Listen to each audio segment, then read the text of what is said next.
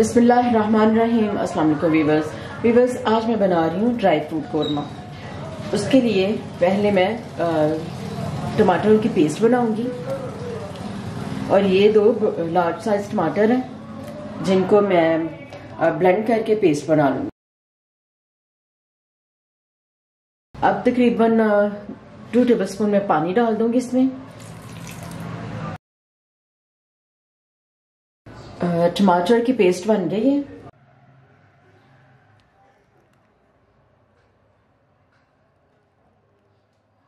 अब मैं dry fruit toast कर लूंगी। अब ड्राई फ्रूट में टोस्ट कर लूंगी।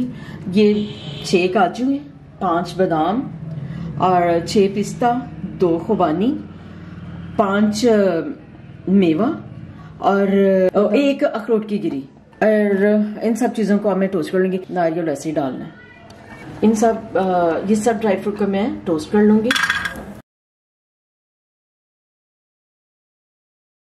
ड्राई फ्रूट को मैंने टोस्ट कर लिया। अब इसे मैं ब्लेंड कर लूंगी।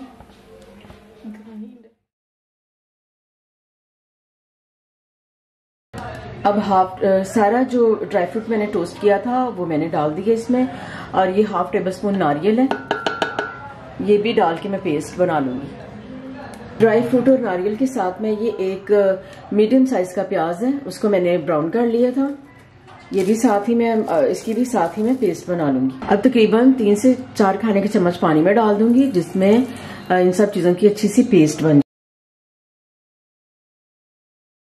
ड्राई फ्रूट और ब्राउन प्याज की मैंने पेस्ट तैयार कर ली।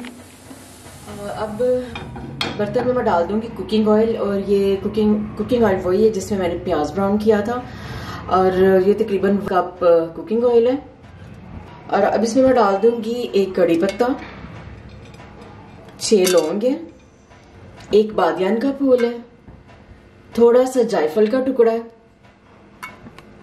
2 सब्ज इलायची, 2 दालचीनी के छोटे छोटे टुकड़े, 1 बड़ी इलायची और 1 टीस्पून सफेद जीरा।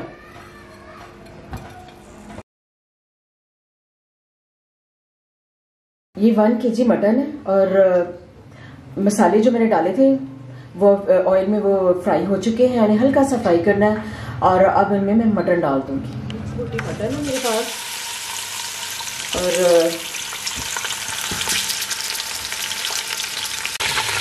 पहले मटन को मैं ऑयल में फ्राई कर लूंगी और बाकी स्पाइसेस जो है वो बाद में डालूंगी।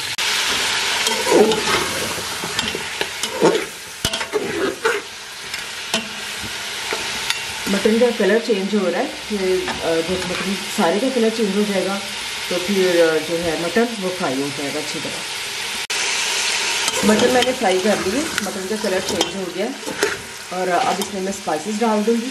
1 टीस्पून हल्दी, ½ टेबलस्पून कश्मीरी मिर्च, ½ टीस्पून पीसी हुई काली मिर्च, 1 टीस्पून पिसा हुआ गरम मसाला और तकरीबन 1 टीस्पून नमक आप अपने टेस्ट के मुताबिक कम ज़्यादा कर सकते हैं। और 1 टेबलस्पून पिसा हुआ खुशक धनिया और ½ टेबलस्पून पिसी हुई लाल मिर्च। नमक आप अपने टेस्ट के मुताबिक। सारे स्पाइसेस में डाल दूंगी मटन में। साथ में डाल दूंगी लहसुन अदरक का पेस्ट, 1 टेबलस्पून लहसुन अदरक का पेस्ट। मैं पहले इन्हें फ्राई करूंगी।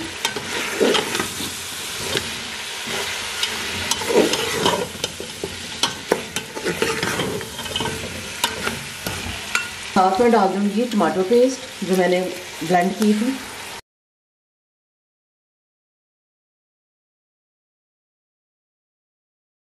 ½ कप दही को अच्छी तरह फेंट लें।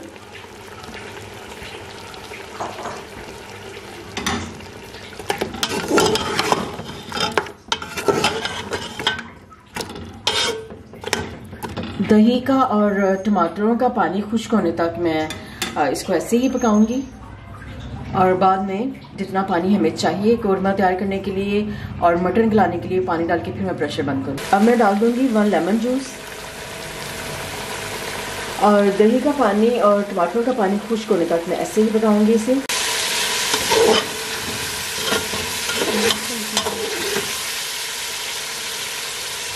टमाटर और दही का पानी खुश्क हो चुका है। और अब इसमें मैं डाल दूंगी तकरीबन 3 गिलास पानी। जिसमें कि हमारा मटन भी गल जाएगा और कौरमे की जो ग्रेवी है वो भी तैयार हो जाएगी।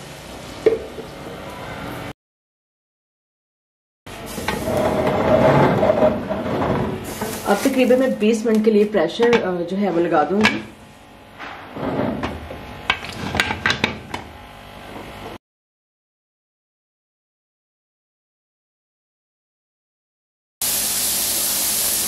बीस मिनट हो चुके हैं प्रेशर को, अब मैं प्रेशर खोल लूंगी।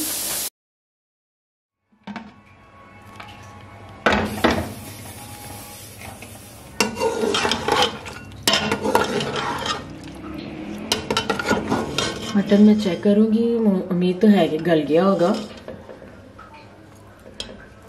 हाँ जी, मटन माशाल्लाह बहुत ज़बरदस्त गल गया। और अब इसमें मैं डाल दूंगी ये जो ड्राई फ्रूट की और ब्राउन प्याज की पेस्ट तैयार की थी। पेस्ट डालने के बाद मैं डाल दूंगी अब 3 खाने के चम्मच फ्रेश क्रीम। और अब मैं डाल दूंगी तकरीबन 8 काजू और तकरीबन 6 से 7 बादाम। 2 खाने के चम्मच अगर आपके पास मक्खन है तो वो, बटर है तो वो डाल दें, और नहीं तो देसी घी अवेलेबल हो तो वो डाल दें।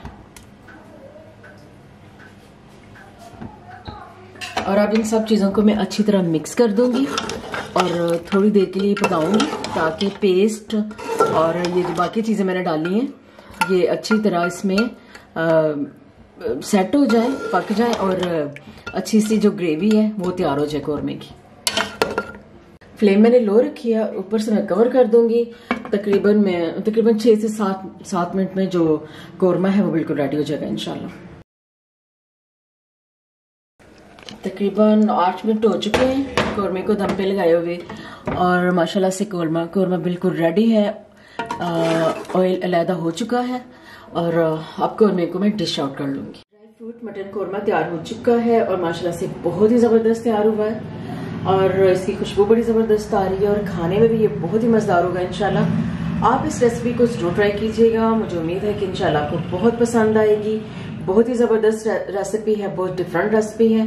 तो प्लीज़ मेरे चैनल को लाइक करें, सब्सक्राइब करें एंड शेयर करें। अल्लाह हाफिज़।